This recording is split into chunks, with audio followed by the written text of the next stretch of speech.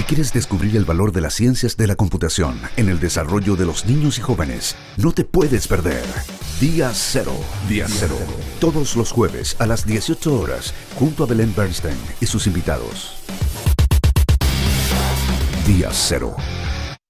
Ya estamos de regreso, vamos a iniciar este capítulo de hoy conversando con Vladimir Glasinovich, que él es director del programa ELEVA de Fundación Chile. Vladimir, un gusto estar acá con nosotras. Hola, Nancy, un gusto para mí también. Muchas gracias por la invitación.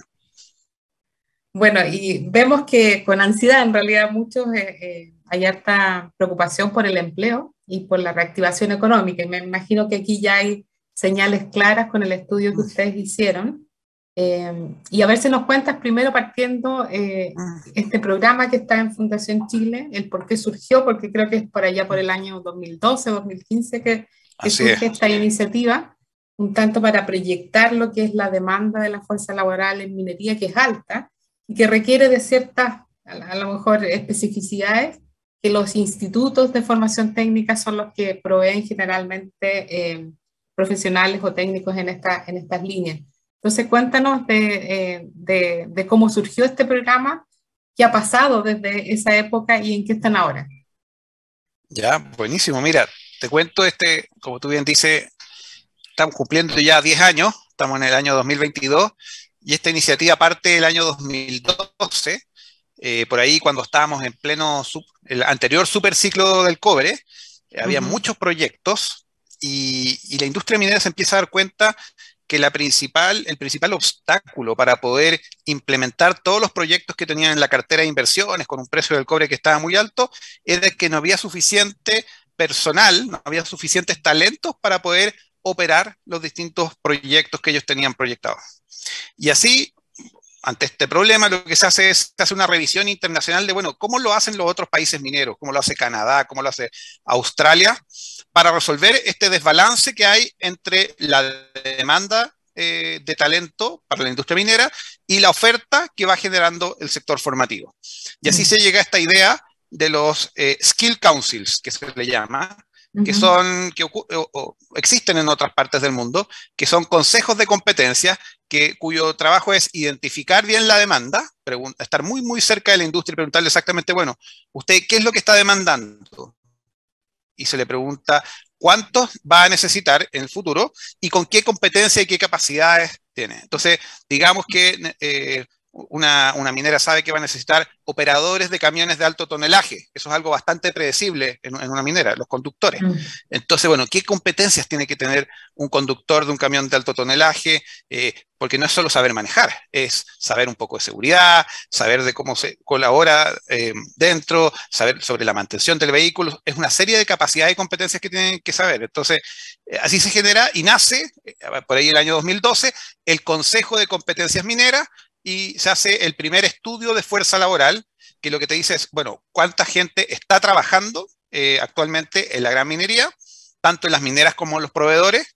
Y te dice cuánto es el talento que se va a requerir a futuro. O sea, hace una proyección a 10 años de cuántos van a ser las nuevas contrataciones y en qué perfiles, de manera que el sector formativo forme aquellas cosas que van a tener demanda en el futuro. ¿Cuáles han sido siempre los perfiles que arrojan mucha demanda? Es el mantenedor mecánico, el operador de equipos móviles, el operador de equipos fijos y el mantenedor eléctrico, ¿ya? Y eso, el año 2012, 2014, 2016, se empezó a publicar esta información con la idea de que el sector formativo fuera mirando esta información y fuera adaptando su oferta curricular, ajustar a sus mallas y ajustar también la cantidad de personas que recibe para cada una de esas. Por ejemplo, algo que nosotros venimos diciendo hace muchos años es que el sector formativo forma más geólogos que los que el sector minero nos dice que va a demandar. Entonces, ahí se produce, por el otro lado, se entrenan demasiadas personas y hay poco espacio laboral. Y lo otro que decimos nosotros es que hay un déficit, se entrenan pocos operadores, pocos mantenedores, en fin. Y después, lo que ocurre el año 2016, viendo que esto se iba ajustando a la oferta, a los datos que íbamos sacando, pero que todavía esto iba muy lento, nace el programa ELEVA, con la idea de empezar a trabajar directamente con las instituciones de formación para que adapten sus mallas curriculares para que adapten sus programas formativos a los estándares y los requerimientos de la industria minera. De manera que cuando un egresado salga de un programa formativo y entra a trabajar, el jefe lo ve el primer día y dice, ah, ya, él sabe lo que tiene que hacer y no tiene que empezar a enseñarle todo desde cero. Esa es la idea del programa Eleva, y nosotros ya desde el año pasado lo que dijimos, mira, el programa Eleva genera la información y los estándares, el programa Eleva es el que apoya a las instituciones de formación para que logren estos objetivos, y ahora estamos trabajando de manera mancomunada en lo que llamamos nosotros la Alianza CCM Eleva, que genera tanto la información y el trabajo con las instituciones de formación para que adapten y mejoren sus programas formativos a los requerimientos de la industria. Y me imagino que también en esto de hacer el estudio lo hacen de manera local, o sea, hacen un levantamiento en las distintas regiones porque la demanda puede variar, y de hecho creo que ahora con la pandemia también se está prefiriendo la contratación local. ¿Cómo hacen el estudio? ¿Hacen algo a nivel nacional o también lo dividen por regiones? Las dos cosas. Mira, nosotros por suerte, como la industria minera es tan concentrada, no es que sean tantas las empresas, nosotros tenemos datos muy buenos porque básicamente todas las empresas mineras, que son empresas de clase mundial, esto es gran minería, y tienen muy buenos datos y tienen sus proyecciones futuras, nos pasan todos sus datos, básicamente bajo la condición de confidencialidad, pero nos pasan sus datos. Básicamente nosotros tenemos un censo, sabemos exactamente cuántos trabajadores hay en cada faena y sabemos exactamente cuál es la demanda que hay hacia el futuro. Y también lo mismo con los proveedores. Entonces tenemos los datos a nivel nacional y podemos hacer las divisiones por las respectivas regiones, que es un dato muy interesante. Y en el estudio, cuando tenemos ya todos estos datos, hay dos dimensiones que nos preguntan mucho, entonces generamos una serie de indicadores. Primero, nos preguntan mucho por el tema del empleo local, entonces tenemos datos e indicadores desde hace 10 años de cómo ha ido evolucionando el empleo local en la industria. Por empleo local entendemos cuántos de los trabajadores que tiene una empresa viven en la misma región en que trabajan y cuántos son de otra región, o lo que se les llama a veces los conmutados. Y también tenemos muy buenos datos de un tema que es muy relevante, que es sobre la participación de las mujeres en minería. Esto es el porcentaje de mujeres que trabajan en la fuerza laboral, que ha ido subiendo bastante en los últimos años y que es una meta que en general se ha puesto a la industria, que tiene una historia de ser una industria muy masculinizada, de pasar a ser cada vez una industria más inclusiva y que incorpore a la mujer a su fuerza laboral. ¿Y ha variado mucho la demanda desde que iniciaron los estudios hasta ahora? O sea, ¿en qué ámbitos hay más demanda? ¿Eso ha cambiado? Porque mira, hay más rotación también, ¿o no? ¿Hay más rotación también ahora en la industria? Porque antes los trabajadores, no sé, como que se quedaban casi toda la vida trabajaban en la misma empresa, pero ahora pareciera ser que está más dinámico, ¿no? Mira, en general el empleo tiende a ser, uno diría, no hay grandes variaciones, pero igual fue como la gran noticia que tenemos del último estudio, es que el estudio del 2016 y el 2018 había mostrado que el empleo había bajado, el empleo total minero había bajado un poco. Y la noticia del último estudio, el último dato que entregamos, es que volvió a empezar una curva hacia arriba y volvió a empezar a crecer el empleo. ¿De acuerdo? Nosotros en general estimamos que se aumentaron en 16.000 nuevos puestos de trabajo en el último estudio y que la fuerza laboral completa de la cadena de valor principal de la minería sería de 170.000 personas. Y eso es una muy buena noticia porque este dato lo estamos entregando en medio de una pandemia. Entonces, el país, en términos generales, la estadística que todo el mundo se acordó es que durante la pandemia se perdieron 2 millones de trabajos y nosotros tenemos los puntos de corte de nuestro estudio de un dato antes de la pandemia y un dato justo durante la pandemia. Y en el caso de la minería fue al revés. En vez de destruirse empleo por producto de la pandemia, se crearon 16.000 nuevos empleos. Entonces, te habla de un poco de la capacidad que tuvo el sector minero de tener una buena continuidad operacional. Siguieron funcionando, mientras otros sectores tuvieron que parar, tuvieron distintas complejidades. En la minería hay una fuerte cultura de la seguridad, de implementar protocolos de seguridad, hicieron todo el tema, los protocolos de coronavirus, etcétera, y lograron tener continuidad operacional y probablemente también por los buenos precios del cobre, incluso aumentaron la cantidad de personas trabajando. Así que esa es una de las buenas noticias. Oye, y había un fantasma de aumentando la automatización, se iban a disminuir los empleos. Y por lo que tú hablas, si es que hay aumento, está creciendo obviamente también la minería, pero sigue creciendo la demanda de trabajadores en el sector. O sea, no, la amenaza de la automatización y la disminución del empleo no ha sido tal. ¿Cómo han podido ver esos puntos de análisis?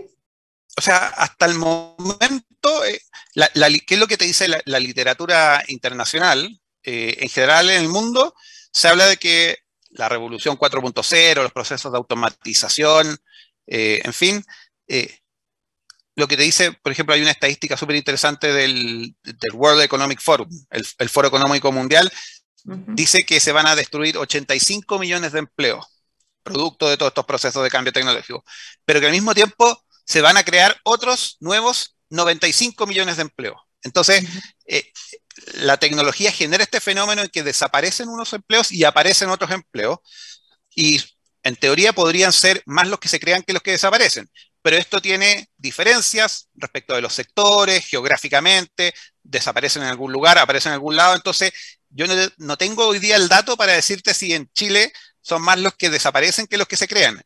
Sumando y restando, ¿cuál es la suma? No te lo podría saber ni en general ni para la minería. Lo que sí sabemos es que los últimos datos que tenemos nosotros es que el empleo en minería está creciendo, lo cual al menos permite no asustarse tanto respecto del tema. ¿Cuál es la proyección que tienen para los próximos años, al 2030? Porque tengo un dato ahí que eran 12.000 empleos a nivel de Antofagasta, pero en total, lo que se proyecta de aumento. Se proyecta que de aquí al 2030 se van a requerir contratar 25.000 nuevas personas, hombres y mujeres trabajadores, tanto en las mineras como en los proveedores de la minería, para poder atender todos los requerimientos. Dime una cosa. Y de esos 25.000, más o menos la mitad, 12.000, se van a necesitar en la región de Antofagasta, que es como la región por excelencia dedicada a la minería. Buenísimo. Oye, y dime una cosa, se proyecta obviamente hacia adelante esta transición a una economía más sostenible y por lo tanto hay cambios en los equipamientos, electromovilidad y ustedes también vienen estas demandas de fuerza laboral por ámbito. Hay mantención, hay para bueno, todo lo que es la producción, ¿cierto? ¿Hay ya señales de cambio ahí en términos de qué tipo de trabajadores se van a necesitar específicamente con esos cambios tecnológicos? Sí, nosotros de hecho eso es algo que nos piden mucho. Nosotros cuando nace esta alianza CCM-LEVA hace ya 10 años, el primer foco era el foco técnico.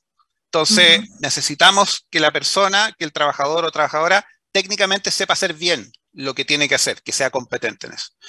Pasó el tiempo y logrado eso, se estandarizaron todas las competencias técnicas, aparece un desafío de segunda generación que dicen, mira, ahora necesitamos trabajar lo que son las competencias conductuales, que no solo saber teóricamente y técnicamente qué es lo que hay que hacer, sino que comportarse de una manera adecuada. Tú sabes, la disciplina operacional, la conciencia de la seguridad, no es solo saber actuar de manera segura, sino que comportarse de manera segura. Y ahora la última generación de competencias en que se está moviendo la industria es lo que se habla de las competencias transversales para la industria 4.0. Y habla de competencias que son transversales porque son cosas que te sirven para distintos puestos de trabajo y para distintas industrias, y se entiende que en un contexto de alto cambio tecnológico y también de cambio climático y de desafíos medioambientales, todo trabajador debe tener estas nuevas competencias transversales. ¿Cuáles son? Son habilidades tales como la colaboración y el trabajo en equipo. Es muy importante funcionar así. La comunicación, saber comunicarse y explicarle a otro. La capacidad de aprender y enseñarle a un colaborador. Y una última que nos pidieron, y esto va directo hacia tu pregunta, la capacidad de comprender, le llamamos la competencia de cambio climático, que es la capacidad de comprender el impacto que tiene el trabajo que tú estás haciendo en tu entorno medioambiental. Tú sabes, obviamente el sector minero y las faenas mineras tienen muchos impactos medioambientales, pero eso es importante que el trabajador entienda cómo lo que está haciendo tiene un impacto y cómo hacer una función de una forma u otra puede tener mejores o peores desempeños medioambientales. Y eso también es una competencia importante que estamos nosotros incorporando al marco de cualificaciones de la minería.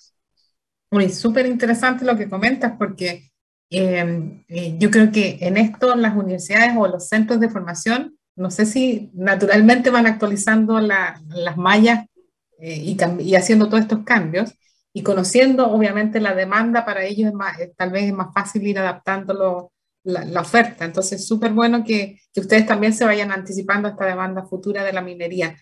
Vamos a hacer la primera pausa contigo y volvemos para seguir conversando sobre esta demanda futura de la fuerza laboral y cómo va a cambiar el sector minero en términos de demanda y generación de empleo, que ojalá siga siendo alto para el país.